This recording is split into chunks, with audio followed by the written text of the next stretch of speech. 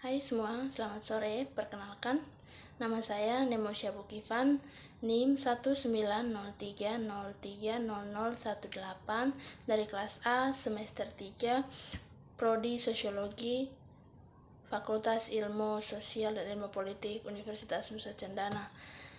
Pada kesempatan ini saya ingin menjelaskan tentang tugas kedua dari mata kuliah Teori Sosiologi Modern dengan judul Sosiologi Kontemporer.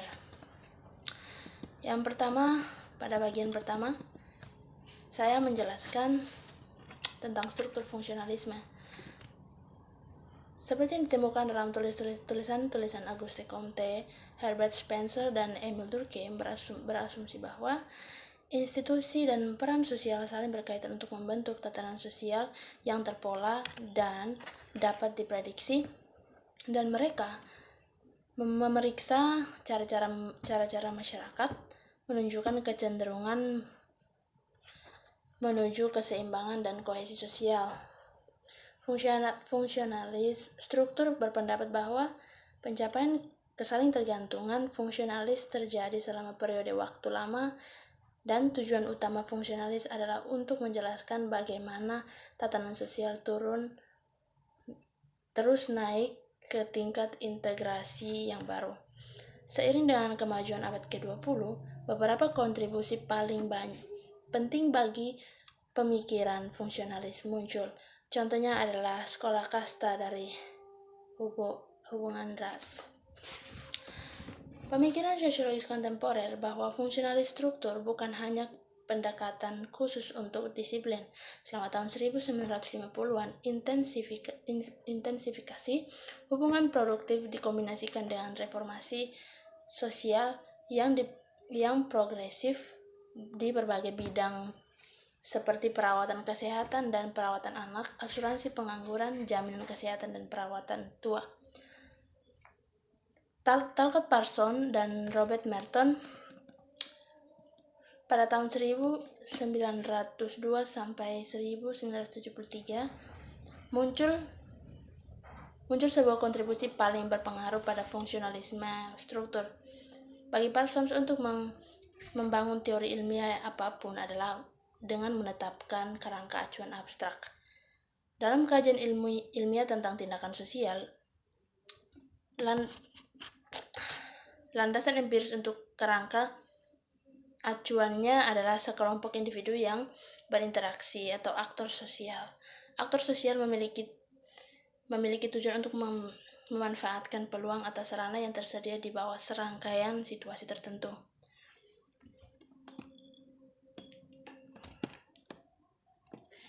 Merton pada tahun 1910 sampai 2003 berpendapat bahwa sosiolog harus mengejarkan hipotesis yang dapat diuji dengan teliti dalam situasi tertentu, harus secara bertahap mengembangkan teori dari bukti empiris. Bagi Merton, teori sosiologi tidak boleh dibangun dalam tradisi ilmiah dan konsepsi masyarakat yang universal. Sebaliknya, teori sosiologi harus terdiri dari hipotesis kerja yang terbatas dan sederhana yang dapat diterapkan dalam dunia empiris. Kodifikasi empiris mengambil tempat pemikiran sosiologis kontemporer menggunakan perangkat analitik dari paradigma teoritis. Yang bab pertama. Berikutnya adalah bab pertama, yaitu sistem sosial oleh Talcott Parsons, kerangka tindakan referensi dan teori umum sistem tindakan, yaitu budaya, kepribadian, dan tempat sistem sosial. Kerangka acuan berkaitan dengan orientasi dari satu atau lebih aktor dalam kasus individu organisme biologis yang fundamental ke situasi yang mencakup faktor-faktor lain. Skema relasional, yaitu relatif terhadap unit aksi dan interaksi. Ini menganalisis struktur dan proses sistem yang dibangun dengan hubungan unit tersebut dengan situasi mereka yang unit lainnya. Objek sosial adalah aktor yang pada gilirannya dapat berupa aktor individu lainnya dapat berupa aktor yang dianggap sebagai bagian titik acuan dirinya atau ego dan kolektivitas yang diperlukan sebagai unit untuk tujuan analisis. Objek fisik pada entitas empiris yang berinteraksi dengan menanggapi ego. Objek budaya adalah simbol tradisi budaya, ide dan kepercayaan, simbol ekspresif dan pola nilai selama mereka diperlukan sebagai objek situasional oleh ego dan tidak diinternalisasi sebagai elemen konstitutif dari strukturnya. Kepribadian tindakan adalah proses dalam sistem situasi aktor yang memiliki makna motivasi bagi aktor individu atau dalam kasus kolektivitas individu-individu komponennya. Artinya, orientasi dari proses-proses tindakan yang berhubungan memiliki pengaruh pada pencapaian keputusan dan penghindaran deprivasi dan aktor relevan yang kepribadiannya relevan. Yang berikutnya adalah bab 2, pengenalan teori sosial dan struktur sosial. Pengumpulan teori dan penelitian sosial, sejarah teori dan sistematika teori. Teori sosiologi sistematis mewakili akumulatif yang sangat selektif dan bagian-bagian kecil dari teori sebelumnya yang sejauh ini bertahan dalam ujian penelitian empiris. Teori rentan tengah. Teori menengah ke hipotesis kerja kecil berkembang dalam kelimpahan selama rutinitas sehari-hari dan spekulasi, semua terdiri dari skema konseptual utama yang diharapkan terdapat sejumlah besar keseragaman perilaku sosial yang diamati secara empiris. Terlepas dari fungsi psikologisnya bagi ilmuwan sosial, keyakinan ini melibatkan kesalahan anggapan bahwa kompetenti berarti bahwa kecukupan untuk setiap dan semua tuntutan adil dan tidak adil, bijaksana atau bodoh yang dibuat olehnya. Pada saat tertentu, kodifikasi teori sosiologi. Kodifikasi melibatkan refleksi yang teratur dan disiplin. Kodifikasi adalah pengaturan yang teratur dan kompak dalam pengalaman yang memanfaatkan secara sistematis dengan prosedur penyelidikan dan dengan penemuan substantif yang dihasilkan dari penggunaan prosedur ini. Sosiologi memiliki sedikit rumus dalam arti ekspresi simbolik yang sangat disingkat dari hubungan antara variabel sosiologis. Akibatnya, interpretasi sosiologis menjadi sangat diskursif. Yang berikutnya adalah bagian kedua, kelas, konflik, dan negara. Pada tahun 1959, C. Wright Mills menerbitkan The Sociological Imagination, di mana ia mengkritik Parsons karena ia mengembangkan teori besar yang tidak muncul dipahami oleh banyak orang. Faktanya, dikabarkan setelah Parsons mengumumkan salah satu bukunya telah diterjemahkan ke dalam bahasa Ketua Sosiologi Harvard, Pitirin Sorokin, dengan sinis bertanya apakah buku itu telah diterjemahkan ke dalam bahasa Inggris.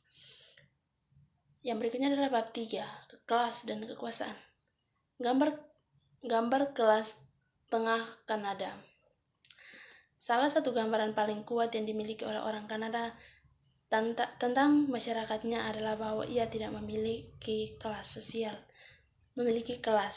Unsur penting dalam gambaran ketidakberdayaan ini adalah bahwa dengan tidak adanya kelembagaan aristokrat formal dan aristokrat, Kanada adalah masyarakat di mana nilai-nilai kesetaraan telah menegaskan diri mereka sendiri di atas nilai-nilai otoriter.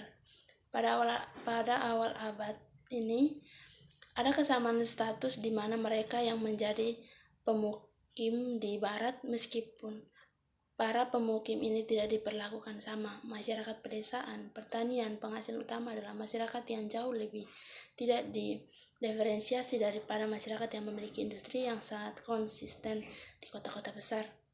Meskipun citra historis tentang kesetaraan pedesaan tetap ada dalam pengaturan industri perkotaan secara bertahap telah diganti oleh citra tingkat menengah tanpa kelas di mana terdapat keseragaman umum dari harta benda.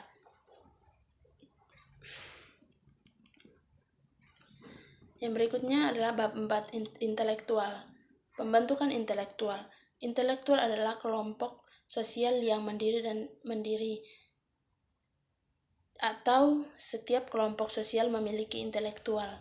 Yang paling penting dari bentuk-bentuk ini adalah yang pertama, setiap kelompok sosial yang muncul di daerah asal atau suatu fungsi esensial dalam dunia produksi ekonomi menciptakan satu lapisan intelektual yang memberikan bersama dirinya sendiri dan secara organik heterogenitas dan kesadaran akan fungsinya sendiri tidak hanya di bidang ekonomi tetapi juga di bidang sosial dan politik. Pengusaha kapitalis bersama-sama menciptakan teknis industri, spesialis, dan ekonomi politik, penyelenggaraan budaya baru, sistem hukum baru, dan lain-lain. Bahkan pengusaha feodal adalah pemilik dari kehilangan monopoli atas kapasitas tekniko-militer. Krisis feodalisme dimulai. Yang kedua, setiap kelompok sosial esensial yang muncul dalam sejarah dari struktur ekonomi sebelumnya dan sebagai ekspresi dan perkembangan struktur ini telah menemukan kategori intelektual.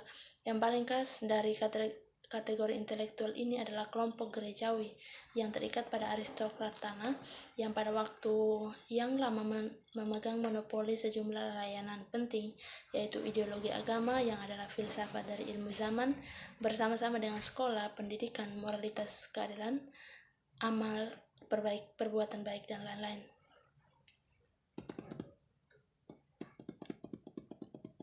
Yang berikutnya adalah bab 5, kebangkitan dan kematian masa depan dari sistem kapitalisme dunia. Konsep untuk analisis komparatif. Pertumbuhan ekonomi dalam dunia kapitalis dari sektor produksi industri disertai dengan arus yang sangat kuat pemikiran yang mendefinisikan perubahan ini sebagai perkembangan proses dan kemajuan. Secara logis, kita harus membagi jangka panjang menjadi beberapa segmen untuk mengamati perubahan struktur dari waktu A ke waktu B. Segmen-segmen ini bagaimanapun tidak terpisah tetapi kontinu dan menyatakan ergo itu adalah tahap dalam perkembangan di suatu struktur sosial. Suatu perkembangan yang tentukan bukan a priori melainkan a posteriori. Artinya kita tidak bisa memprediksi masa depan secara konkret, tapi kita bisa memprediksi masa lalu. Baik, sekian penjelasan yang saya sampaikan. Semoga bermanfaat bagi semua dan selamat sore.